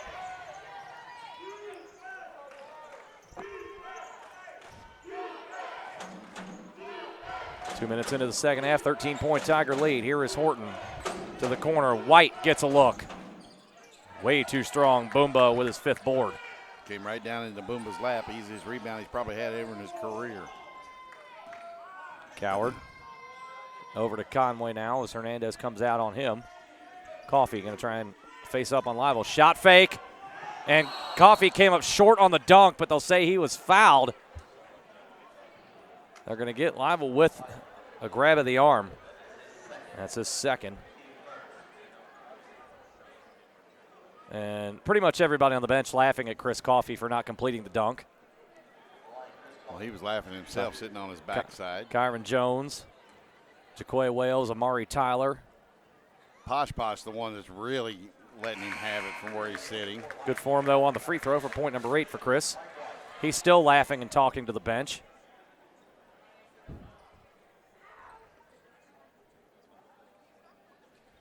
See if you can get a smile out of Clarith. Doubt it. Normally with Nico, when between the lines or on the floor, he is all game face. He kind of reminds me with his game face of Tony Kimbrough. That's a good comparison. Good point. Coffey goes 1 of 2, 47-33, 2.5 into the second half. Looks like he could just bite your nose off at any point in time just because he's. Here is Gamble. Now to Horton. Boomba backed off, and Horton missed the 3. Well, he's falling away, too. That's what I've seen life's biggest issue. Cowherd finishes on the drive on Horton. Eljay now to double figures with 11. That's where Eljay's best at. That's the biggest lead of the day, too, for Georgetown. A 16-point lead. Here is Gamble working with the left hand. Got by Conway over to Leibel. His 3 nowhere near the mark, and Boomba with another weak side rebound. Danger time for life. Cowherd over to Conway. Got space. Left it short, though. Horton, the only man underneath, contesting a rebound. Fading left, though. That's why he left it short. Didn't go straight up like he did on the one previous. Gamble, moving Maxwell. screen on Maxwell. Well, Conway was trailing Gamble around, and Maxwell threw that hip out at the last second to pick Jacob off. He didn't like the call, but Coach Easley, as soon as the whistle blew, dropped his head because he knew exactly that the official called it. Second foul on Antoine Maxwell. And that's also partly on Gamble for not coming directly around the screen. Conway made it from there earlier. This time, same result. Yeah, but what did he do? Straight up and down. He didn't fade either way. 19-point Georgetown lead, and now Life is trying to signal timeout. It took Horton a third try to get the notification to the official.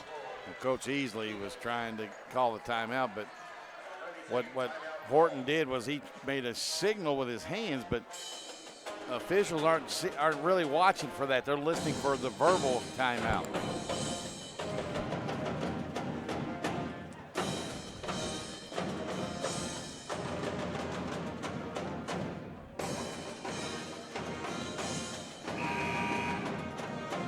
Quick 30-second timeout with the Running Eagles looking to regroup and try to find their way back into this game. And this is what we were talking about at the top of the broadcast. If Georgetown could ever stretch a lead out into double digits, it would make it that much more difficult for Life to come back. As we told you, Life, the lowest scoring offensive team in the Mid-South Conference and fourth worst in the country at 65 points per game. Wow, I'd like to see the three lower.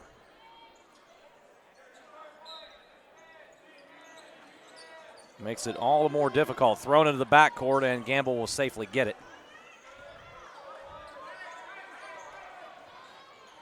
Gamble, nice crossover, and Conway sticking with him, though. We'll try it again, maybe. Now Maxwell. Boomba defended him well the last two times they matched up in the first half. Nowitzki step back there. Maxwell, nice move. Well, you'll take that, though. That's what you want him to do. Not be going towards the rim, but falling away from it. If he hits the shot, so be it. Maxwell, the first Running Eagle, into double figures with 11. Inside, Kukabot got all alone. Maxwell, great challenge at the rim.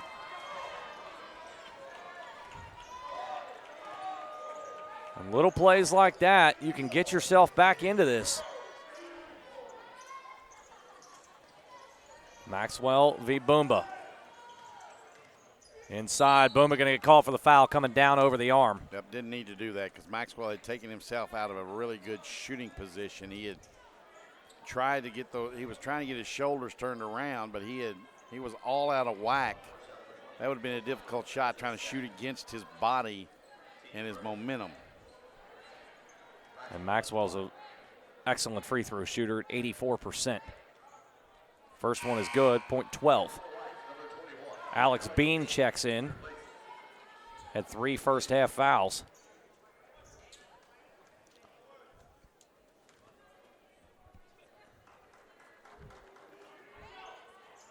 Second one is good.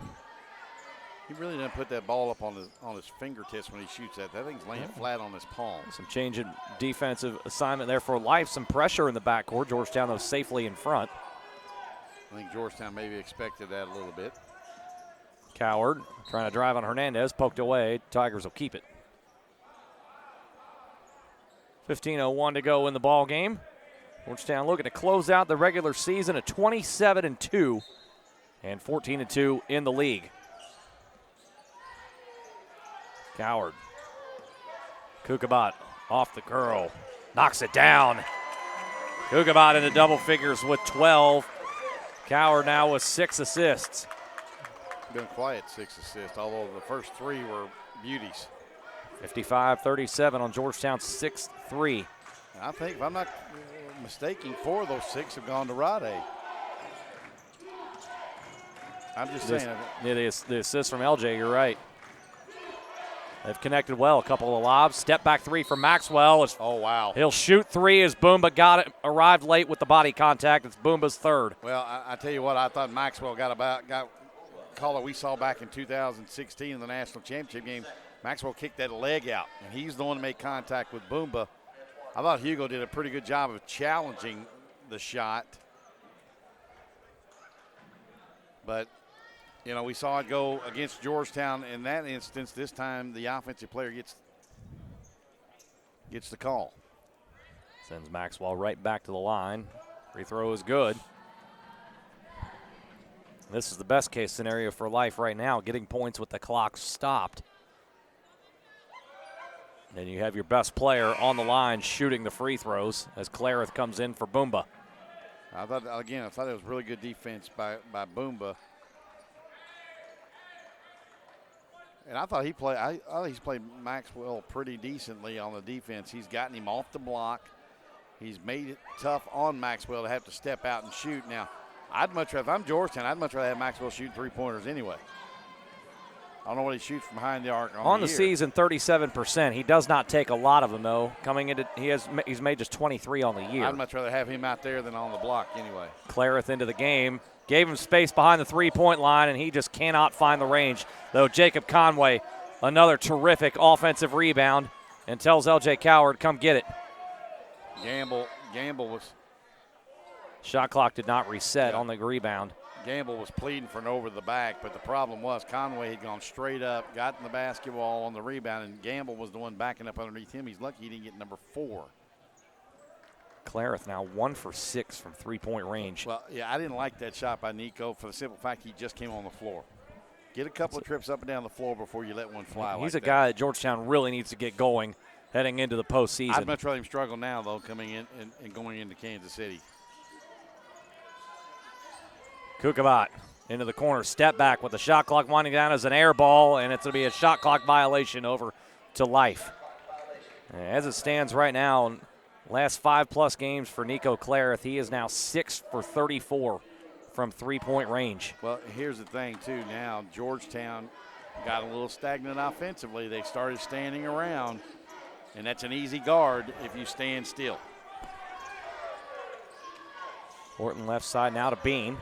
Maxwell working against Kukabat. He'll have a strength advantage. Tried to fight his way through and draw a foul. It's deflected to Gamble. Horton over to Bean on the weak side. Blocked by Coffey at the rim. Bean gets it back. Lost it down low. Cowherd comes up with it. Well, he brought it down where Eljay could get to it. Bullet pass to Conway. Somehow it got through. And Coffey, they'll say basket interference. Oh, I'm not sure about that. They'll say that was up in the cylinder. Coffey doesn't argue it. I thought it came off. The guy who had the best look was on the far side. So wave off the bucket. That ball might have been going in anyway. I don't know how Conway caught that pass, to be honest with you. I don't either. Here is Gamble. Got to help. Good switch by Kukabat. Back to Maxwell. Shot clock at 10. Deep 3 from Maxwell. No good. Conway. Beautiful tap to Cowherd. Cowherd has Coffey on the left. Clareth on the right. Clareth doesn't take the three this time and loses it down low underneath. It'll go out of bounds off the foot of Maxwell, though. The Tigers will get it back. Well, I like the idea of Nico trying to get to the rim and be aggressive because he's not shooting the ball well right now from the perimeter. But pull up and shoot that little floater. Remember that mid-range game I love. Conway. Not a good shot. Nope. Horton coming into the front court. Georgetown again leaving the door open slightly for the running Eagles. Here's Hernandez, got space off the curl and hits the elbow jumper. Jordan Hernandez. Georgetown not communicating on that little dribble handoff. Lead down to 13 at 55-42.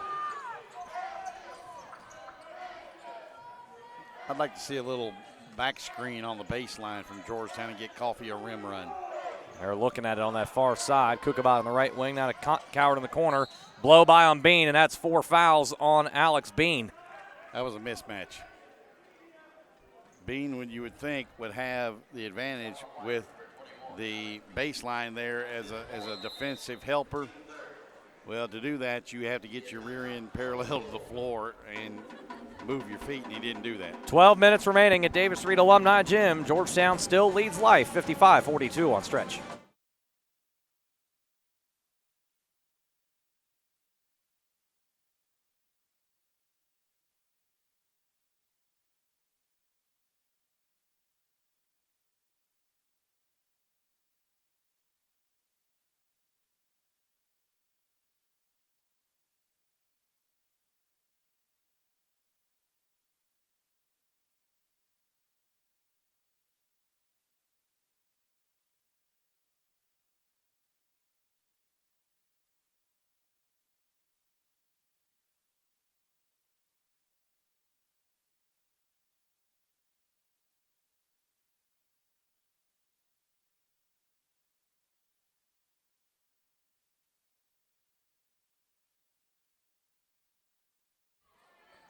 Georgetown will inbound on the baseline, leading Life by 13. Tigers have had a lead by as many as 19 here in the second half and just have not been able to break through that 20-point plateau. Here is Cowherd behind the screen. Horton checks him straight away to Clareth. Cowherd around Coffey, stopping at the foul line, over to Clareth, in rhythm. Still short. He just cannot find the range. Fading a little bit. He even took off the long sleeve shirt he had on during halftime and just cannot find it. Clareth now 1 for 7 from three-point range. Well, he's fading. He was fading a little bit to the left instead of going straight up and down. They get this down with a 3 down to 10. Maybe this guy can get it going just like that. Connor Gamble. First points in a long time for Gamble. He now has 8. It's down to an 11-point lead. They're man-to-man. Why are we not going? Now they're back 2-3. Cowherd, bad pass, intercepted by Gamble. 2-on-1. Stepped on the sideline, though, as he had Horton streaking to the rim. And it's little plays like that that can make a difference. Say, what did I do? And Horton says, hey, it's okay. Coach Easley. Again, it's called court awareness, folks. You need to understand where you're at. And Gamble just lost focus of where he was at. That's a break for Georgetown as it was 2-on-1 the other way off the bad pass from Cowherd. And nobody hustled back but Cowherd. That would be a point of contention with me with the coaching staff. Cowherd all the way. Horton and Eibel were indecisive on who should take Cowherd, and they decided nobody. Cowherd now with 13 points.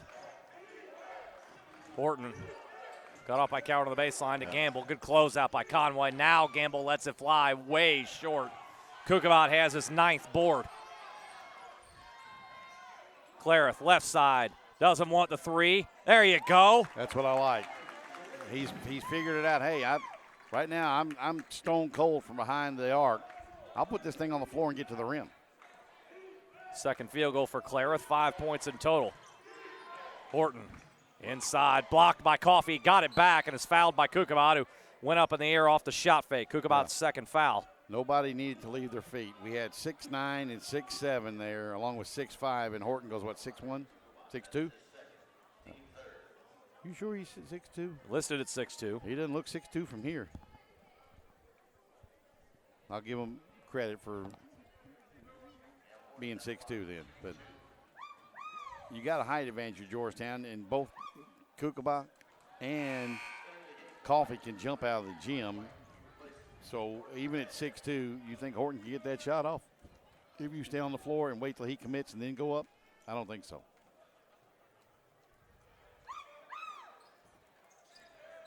Horton again goes 1 for 2. Same story in the first half. We're approaching the midway point of the second half. Conway on the drive is fouled.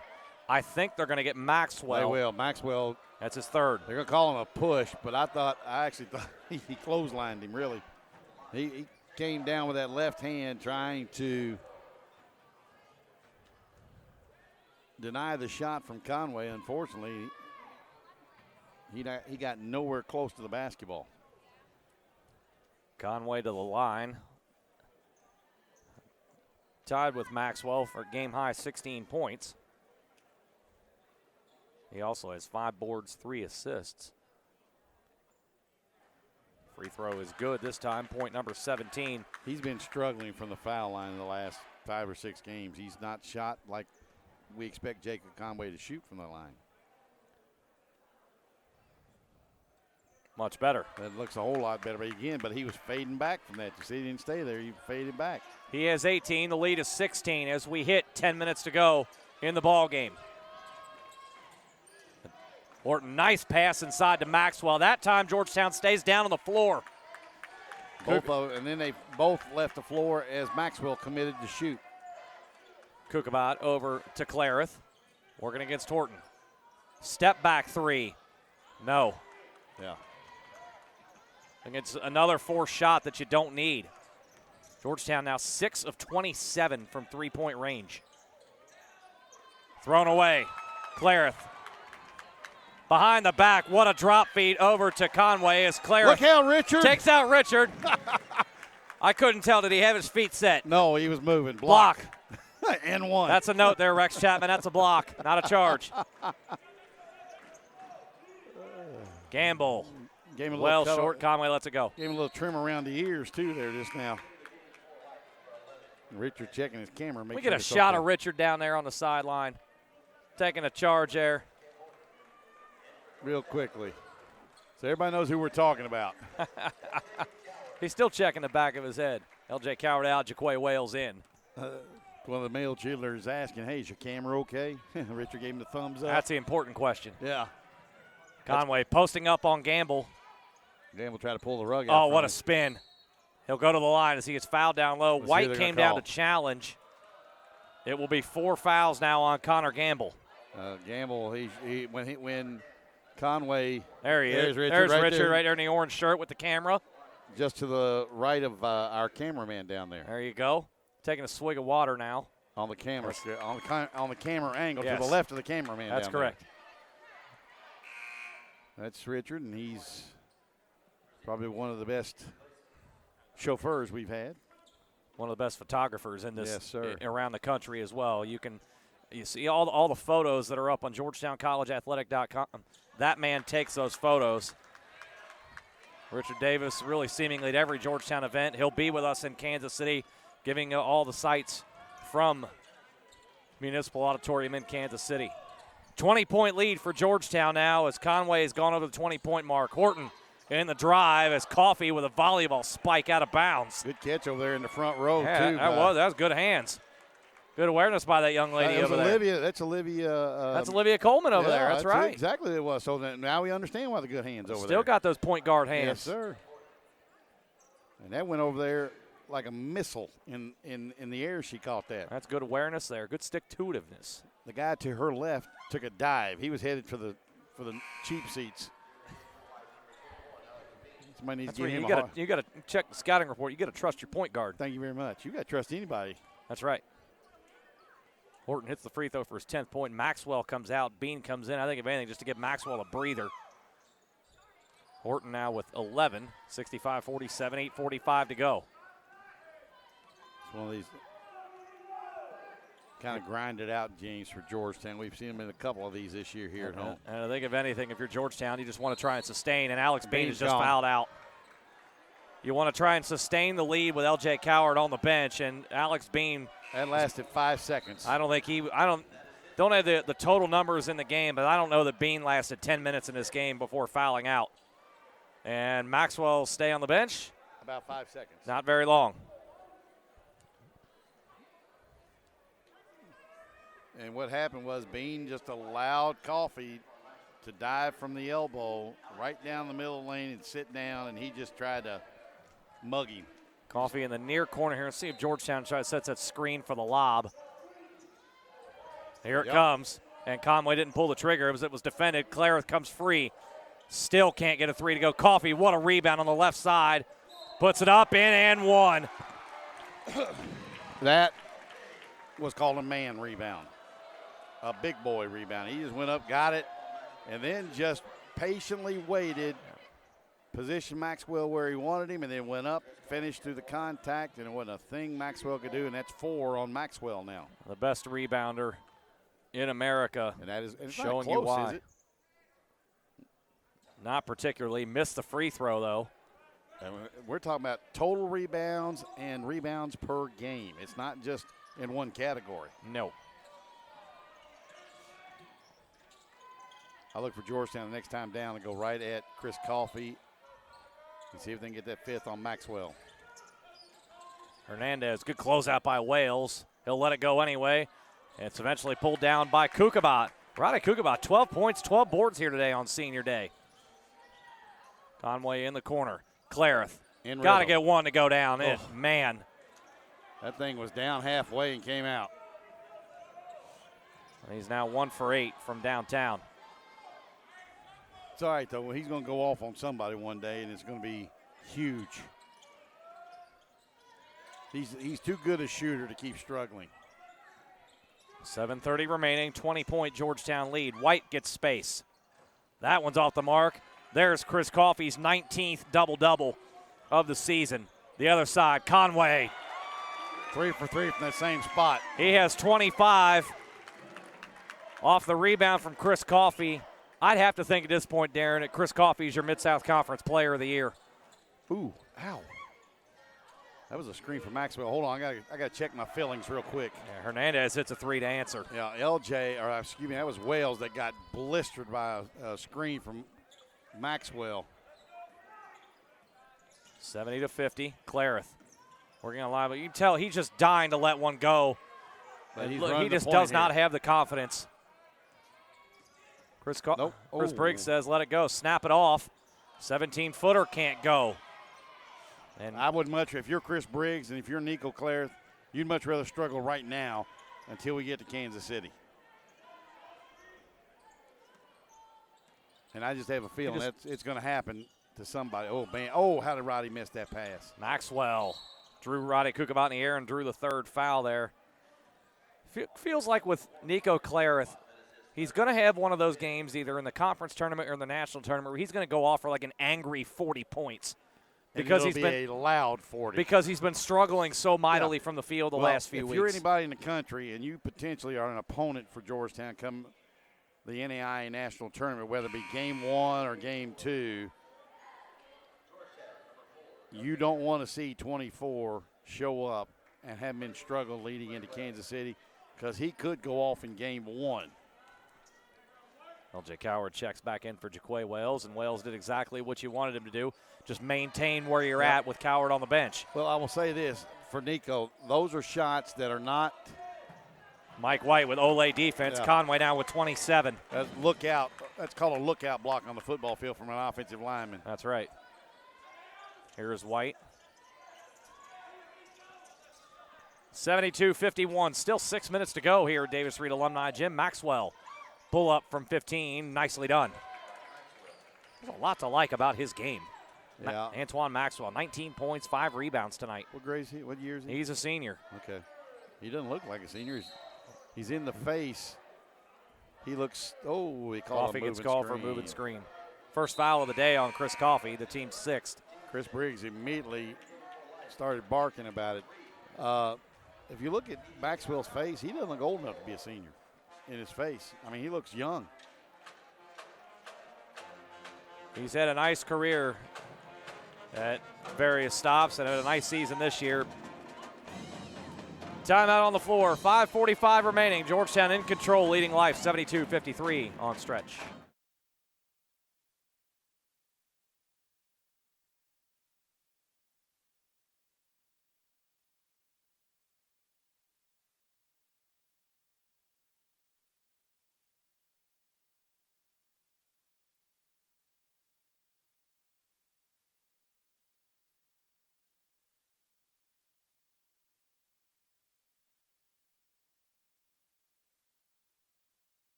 (72-53) our score.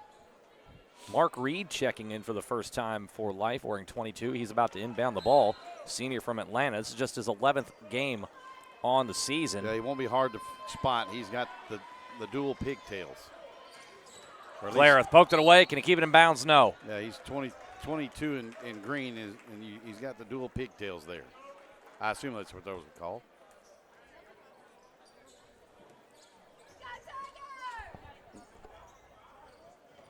I'd like to see that play there from Clareth, though. As much as he's been struggling, not just today, the last few weeks, nice pass inside from Horton to Hernandez for the lay-in. But the fact that Clareth is still hustling and trying to knock balls away just like that. And that's I think the Nico Clareth that Georgetown needs. Whether he's scoring or not, I want him seeing engaged on the defensive end. I don't want to see it affecting his play on the defensive end. Cowherd splits a trap and finishes with the left hand. He has 15. 74-55, 5:10 to go. That was a much better drive from Eljay. Straight away, Libel's three, no good. There is Clara skying for the board. Just effortless when he rises up. Step back three. Still cannot get one to go. It's all right, though. He is 1 for 10 from downtown tonight. Just keep playing. And Georgetown is a team 7 out of 30.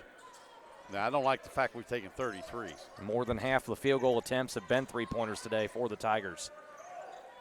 Horton will try three, and the bank is open on the weekends here in Georgetown, Kentucky. Second time he's banked one in. 74-58, so still time here for Life, but you've got to start putting some stops and scores together.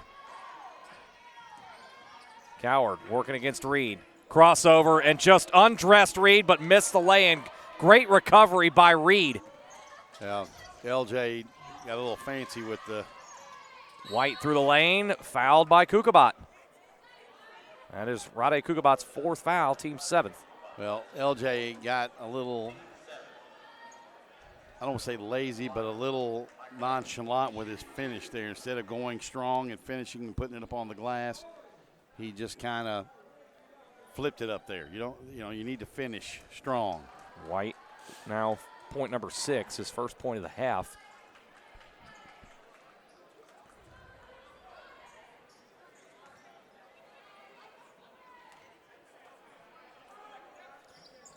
Two for 2 for Mike White. Boomba coming in for Rade. Kukabat heads out, 12 points, 12 rebounds. Don't know if it'll be for the final time. I think he maybe get one more run at it. And you still have Maxwell on the bench for Life. Even more so, you'd like to see Georgetown drive it and work inside. You got Boomba working against Horton instead. Conway buries another three from that left side. He now has 30.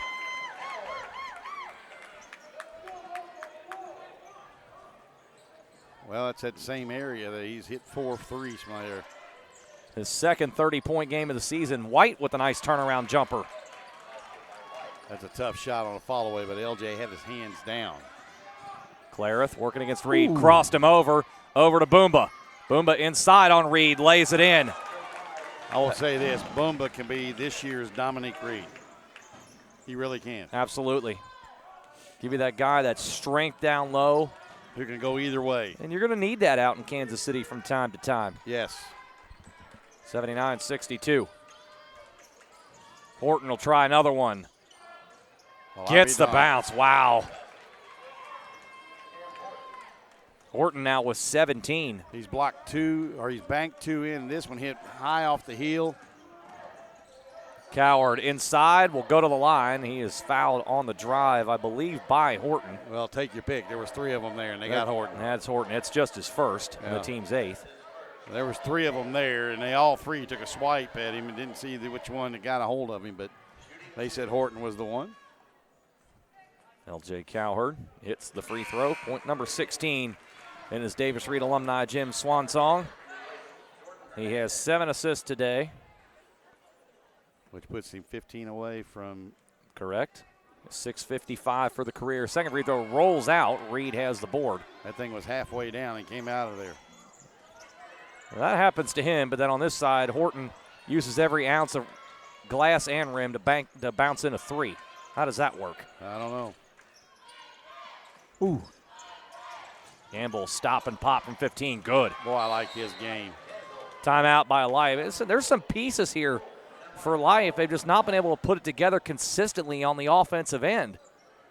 Well, at times I think they fall in love with number 1 to 3, and then I think there is no continuity to what they're trying to do. I think at times, sometimes just by watching them tonight, they sit here and they each individually start hunting shots. Update from Mid-South Conference play. We told you Pikeville had led Shawnee State by 3 at the half, and indeed that was the case. 2:42 to go. Pikeville finds itself down 20. 78-58 there, so it looks like Pikeville will indeed fall and drop to the 7 seed there. We'll check in also on the other game in action. 2:33 to go. Campbellsville still leads Cumberland's 59-52. And that is in Williamsburg. That is on the road. You're right. That would be 2 huge wins down the stretch of the conference season for Campbellsville on the road. Yeah, back-to-back weekends, potentially beating number 1 Georgetown and top 15 ranked Cumberland's. In 2 places that have been tough for Campbellsville to win in. Absolutely. For the last 10 years or so. We're back to action here, though. Georgetown will worry about that a week from today in the Mid-South Conference tournament in Bowling Green. Now it's a 13-point lead. Conway again. And he's screaming at the bench, get me the ball. He has 33. It's 2 off of a career high. Horton to try to answer. Floater no good. Boomba had it knocked away, and he wound up touching it last. Life will get it back. Horton looks like he may be shaken up. Horton wanted a foul call, and the official said there was no contact. You took off way away from the rim and didn't realize how far away from it he was. Ivo will try a 3. No good. Boomba eventually gets his 7th rebound. Yeah. 83-67. Conway, that's check. a heat check all day long. Too strong, and eventually fumbled out of bounds between White and Reed, back to Georgetown. Conway better high-five his teammate Boomba for getting that possession back. That was a serious heat check from Jacob. Conway's career high is 35, set 2 years ago. That was against Simmons, wasn't it? Ohio Chillicothe. Okay. He's had a couple big ones against Simmons, though. Lob. Coffey couldn't catch it because he was fouled down low going up for it. Yep, Gamble's done. Gamble knew he did it. He doesn't agree with the call, but that was an easy call. They knew that lob play was coming eventually, and Gamble just reached and grabbed him as Coffey elevated. Zack Stewart will check in now. Freshman from Ocala, Florida. Just his 18th game of the year. He averages only 5 minutes a night. Coffey at the free throw line. Now 4 for 9 tonight. Boomba tapped it out to Coffey. Hey, Boomba has some good tape from this performance today. Clarith on White. Step back. And finally got one to go. Oh, the crossover, the between the legs, and then a step back with it. That's called an ankle breaker. I'd be in traction for 6 months. And now trying to poked the ball away with an 18-point lead with 1:15 to go. Boomba with the block inside. Conway had it knocked away. Here is Reed down the lane. That's poked away by Coffey up ahead. Cowherd to Claret to Coffey. Okay, it wasn't supposed to work like that. The pass was off the mark for Claret, and Coffey cleans it up. Yeah, but I think Nico also felt Coffey coming and maybe tapped it straight up in the air so Coffey could go get it. I don't know if it was planned, but it sure as heck looked like it. I don't think that was planned at all. Claret couldn't get it, and Coffey was following it up. Oh. Wow. Good night, everybody. If that's not a way to that close out senior day. Oh. Well, I'm watching Nico, and just by his body language, I'm not sure he didn't feel that he couldn't get it, so I'm going to get a hand on it and knock it up and let Chris go get it. Oh. Not sure. We'll ask Nico after the game. How about that? 20-point lead with 50 seconds left. And one thing I've known with talking with Nico here recently, he is a straight-up honest guy. He'll tell you. 3 off the mark, pulled down by Kevin Worth inside, getting some last-minute action. Conway has the board, his 6th. Georgetown won't have to shoot the ball unless they want to. They may. It's about a 7-second differential. Yeah. They'll have to give it up. Well, they may give up a shot clock violation. And it looks like Chris Briggs will leave these seniors on the floor to finish it out. He's got 5 of his 6 seniors on the floor. Yeah, the only one not on the floor is Kukabat. Oh, I thought Conway was going to launch it. Instead, he launched a pass out of bounds. And Boomba said, okay, yeah. Conway said, roll to the bucket. And once you got him held up, here comes Omari. Chris Coffey out for the final time. I said it before, Darren, he has to be the Mid-South Conference Player of the Year, is he not? Is there anybody close? Maybe his teammate Eljay Cowherd, who comes out for the final time. And maybe the Tyler kid from, is it Tyler, right? The kid from Cumberland's? Allison, maybe. Yeah. Eljay Cowherd is done at Davis Reed Alumni Gym. 2 of the greatest to ever put on a Tiger uniform. And here comes Jacob Conway out. I'll say it again, DeAndre McWhorter. That's the greatest recruiting class in Georgetown College history. And DeAndre, I'm telling you, he's telling you while you're thousands of miles away. I'll say it here when you're back here to watch action next year. Yeah, 20-point lead here in the waning seconds. In a moving car, that doesn't count. Kevin Worth blocked by Kukabat. And eventually, that's it. Georgetown with an 87-67 win. The Tigers finished the regular season 27-2. They will be the number 1 seed. They could very well see this Life team again in 7 days. Life is in the play-in game this coming Tuesday at Cumberland, so you never know what could happen there. But a great way to finish it off here. Well, it didn't start off that way. The first 10 minutes or so, Georgetown, I don't want to say struggle, but it took them a little while to get their legs under them. And I don't know how emotional Coffey, Cowherd, and Conway were. Kukabat didn't show any kind of emotion. Of course, he's been in here only a semester. Boomba's been here, but I can tell you I've seen him smile maybe 10 or 12 times during the whole time he's been here. Appropriate that those 3 go out together, yeah, the way they finished tonight. Jacob Conway finished 2 off a career-high, 33 points. Chris Coffey is Mid-South Conference leading 19th double-double. And Eljay Cowherd, the all-around game brilliance again, 16 points and 7 assists. The Tigers go into the conference tournament now 27-2 on the year, and it looks like Shawnee State is taking care of business over Pikeville. 20-point lead in the waning seconds there. So Shawnee State and Pikeville will both finish the regular season at 20-10. Pikeville will drop to the 7 seed, and they're going to play Cumberland's in the first round of Mid-South play there. Cumberland's, as it stands now, trailing Campbellsville by 7 with a minute to go. And so that would be another big feather in the cap of Campbellsville's resume to close out the regular season. Now, you're Donnie Butcher up there at Cumberland's. You are really worried how your team is limping into the conference tournament. Now, he's won a couple of games where they've had to grind it out against some in conference play here down the stretch.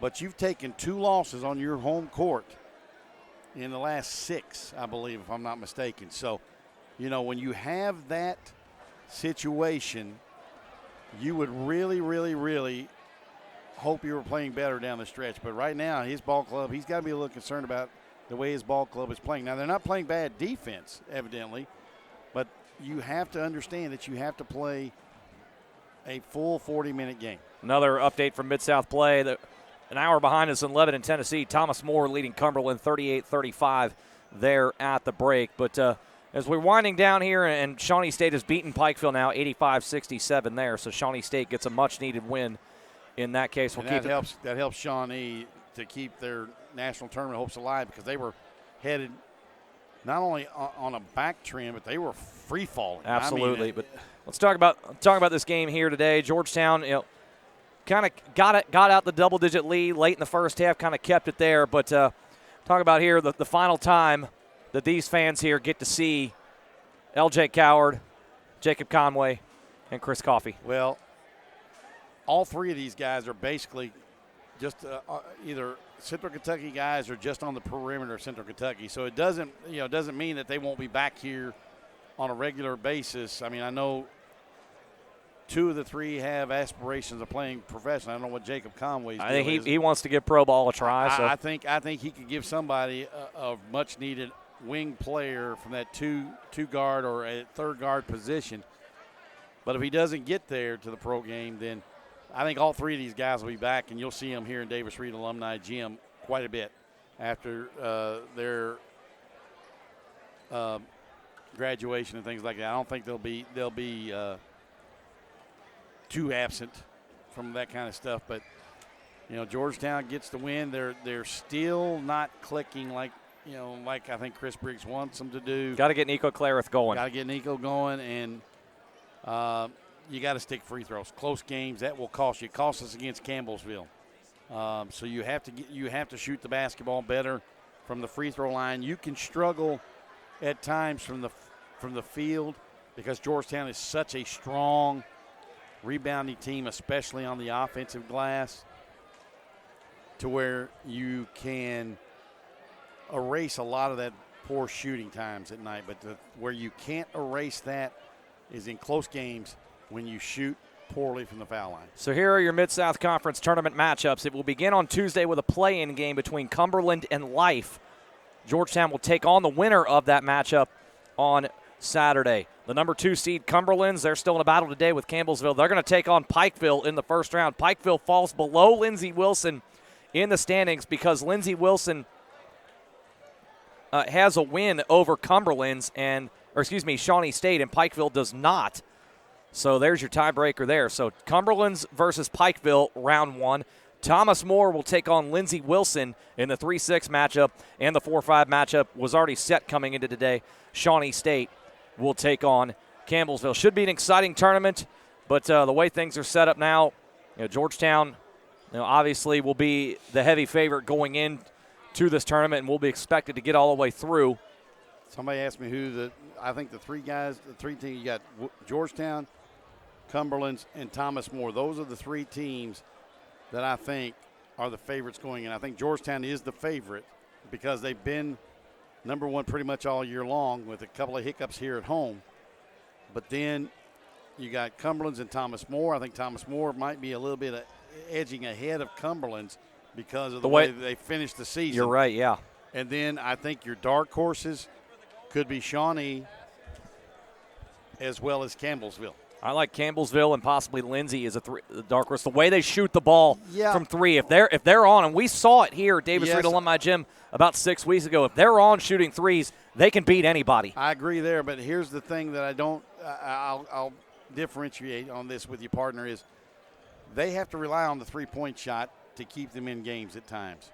So I'm thinking Campbellsville is a little bit more balanced because they can go inside with certain people, and Tucker's not an offensive threat, but he can be on the offensive glass.